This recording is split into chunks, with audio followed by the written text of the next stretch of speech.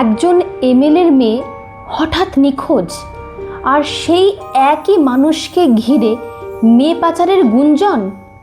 নিছক অপহরণ, নাকি এর পিছনে আরও বড় ষড়যন্ত্র?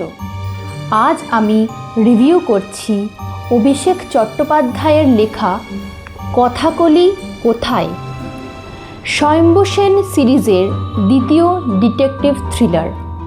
আর সত্যি বলতে এই বইটা আমাকে পুরোপুরি ধরে রেখেছিল। গল্পের শুরুতেই এক প্রভাবশালী এমএলএর মেয়ে নিখোঁজ হয়ে যায়। এর আগেও সেই এমএলএর বিরুদ্ধে শিশু পাচারের অভিযোগ শোনা গিয়েছিল, যদিও কিছু প্রমাণিত হয়নি। কিন্তু এবার আবার নতুন করে মেয়ে পাচারের গন্ধ পাওয়া যাচ্ছে। ফলে কেসটা নিছক মিসিং কেস না হয়ে এক গভীর কনস্পিরেসির রূপ নেয়। এই কেস সলভ করতে গিয়ে স্বয়ম্ভু সেন এবং শিবাঙ্গী একের পর এক বিপদের মুখোমুখি হয়। এমনকি তদন্তের মাঝখানে শিবাঙ্গীকে মলেস্টেশনের মতো ভয়ঙ্কর পরিস্থিতিরও শিকার হতে হয়, যা গল্পটাকে আরও ডিস্টার্বিং এবং রিয়ালিস্টিক করে তোলে। সবচেয়ে ভালো লেগেছে লেখকের বর্ণনা।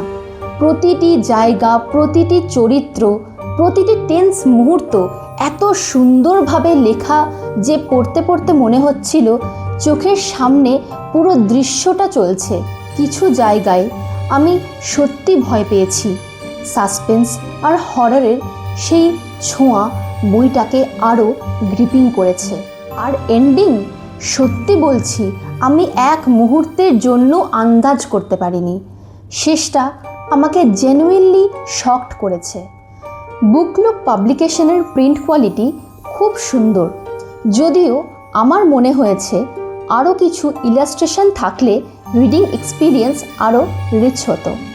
সব মিলিয়ে ডিটেকটিভ থ্রিলার লাভার্সদের জন্য এটা মাস্ট রিড।